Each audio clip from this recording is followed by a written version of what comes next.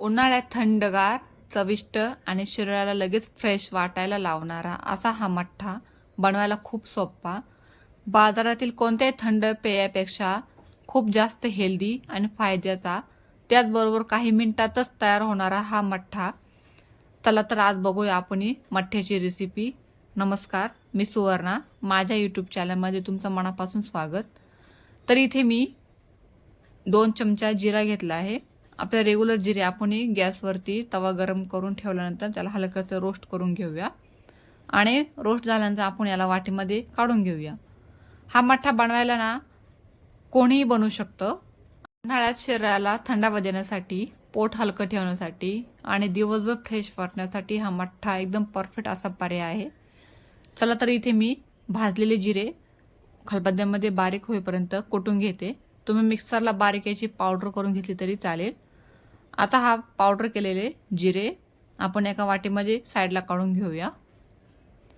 त्यासोबतच काही सिलेक्टेड वस्तूमध्येच हा तयार होतो. जास्त काही वस्तू याला लागत नाही. घरच्या वस्तूमध्येच हा आरामात बनला जातो. तुम्हाला काही एक्स्ट्राचा आणायची गरज पडत नाही.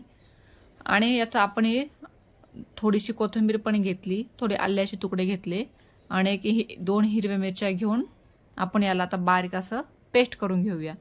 तुम्हाला जर कमी तिखट हवे असेल तर तुम्ही एकच मिरची घाला आणि समजा तुमची क्वांटिटी जास्त असेल मठ्ठ्याची तर तुम्ही 2 मिरच्या घातल्या तरी चालेल.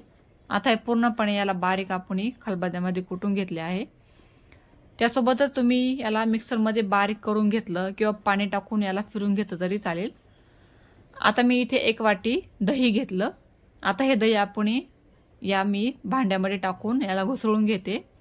घुसळत असताना आपण याला बारीक असं मिक्स होईपर्यंत घुसळून घ्यायचं, म्हणजे कसं याचे काही गुठळ्या राहणार नाही. मठ्ठा बनवण्यासाठी आपण ताज्या दह्याचा वापर करायचा, त्यामुळे मठ्ठा हा एकदम टेस्टी लागतो.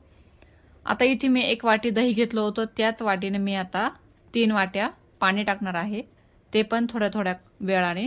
आता मी यामध्ये लगेच 1 वाटी पाणी टाकलं आणि याला चांगलं पुन्हा एकदा घुसळून घेते, एकजीव करून घेते. त्यानंतर हे थंड पाणी वापरायचं, कोमट पाणी नाही वापरायचं. कारण आपण लगेच जर मठ्ठा पिणार असाल तुम्ही तर याला थंड पाणी वापरा, किंवा तुम्ही जर थोड्या वेळाने पिणार असाल तुम्ही फ्रीजमध्ये ठेवून थोड्या वेळानंतर पिलं तरी चालेल. आता मी इथे पुन्हा एकदा 2 वाट्या पाणी टाकले होते आणि 1 वाटी शिल्लक राहिलेलं पाणी टाकते आणि पुन्हा एकदा एकदम एकजीव होईपर्यंत घुसळून घेते. तुम्ही जर मोठ्या भांड्यामध्ये करणार असाल तर याचे डबल क्वांटिटी घ्या, म्हणजे 2 दह्याला जवळजवळ 6 वाट्या पाणी घ्या. 2 वाट्यासाठी 6 वाटी पाणी एकदम परफेक्ट असं मेजरमेंट आहे. आता बघा याला पुन्हा एकदा मी याला पूर्णपणे मिक्स करून घेते. तुम्ही जर व्हिडिओवरती नवीन असाल तर व्हिडिओ लाईक करा, शेअर करा, त्यासोबत माझ्या चॅनलला सबस्क्राईबसुद्धा करा. आता मी यामध्ये जी जिरेपूड वाटली होती ती जिरेपूड त्याच्यामध्ये मी टाकणार आहेत.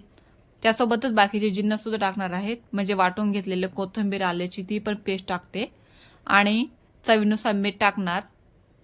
त्याचबरोबर 1 चमचा साखर आणि हे सगळं जिन्नस मी आता पुन्हा एकदा विस्करने मिक्स करून घेणार. तुम्ही जर तुमच्याकडे ब्लेंडर असेल तर तुम्ही ब्लेंडरने सुद्धा मिक्स करू शकतात, किंवा मिक्सरला फिरून घेतलं तरी चालेल.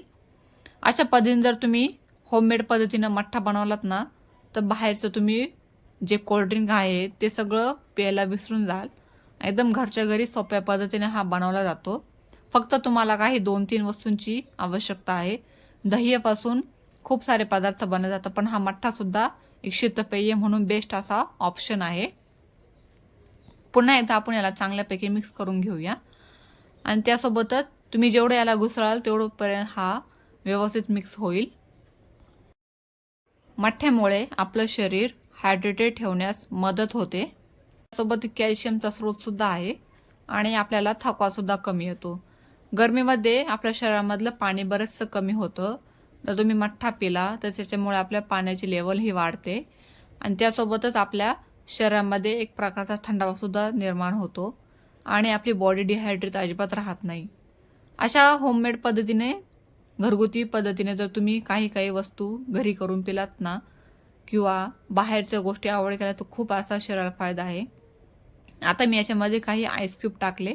हा इन्स्टंट प्यायचा होता म्हणून मी आईस क्यूब टाकले. जर तुम्हाला थोड्या वेळाने प्यायचा असेल तर तुम्ही फ्रीजमध्ये स्टोअर करून पिला तरी चालेल. आणि त्यानंतर मी याच्यामध्ये थोडीशी पुदिना, कट करून टाकला. पुदिना ऑप्शनल आहे, तुम्हाला जर स्किप करायचं असेल तुम्ही स्किप करू शकतात. अशा या सोप्या पद्धतीने मठ्ठा प्यायला खूप भारी लागतो. नक्की एकदा ट्राय करून बघा. असा हा थंडगार, चविष्ट आणि आरोग्यासाठी फायदेशीर असणारा मठ्ठा तुम्ही एकदा नक्की करून बघा आणि उन्हाळ्यामध्ये स्वतःला फ्रेश ठेवा, हायड्रेटेड ठेवा. असा हा व्हिडिओ आवडल्यास व्हिडिओला नक्की लाईक करा, तुमच्या मित्रमैत्रिणींसोबत शेअर करा आणि अशा सोप्या, झटपट, टेस्टी रेसिपीसाठी माझ्या चॅनलला सबस्क्राईब करा. पुन्हा भेटूया एका नवीन आणि भन्नाट अशा रेसिपीसोबत. तोपर्यंत धन्यवाद.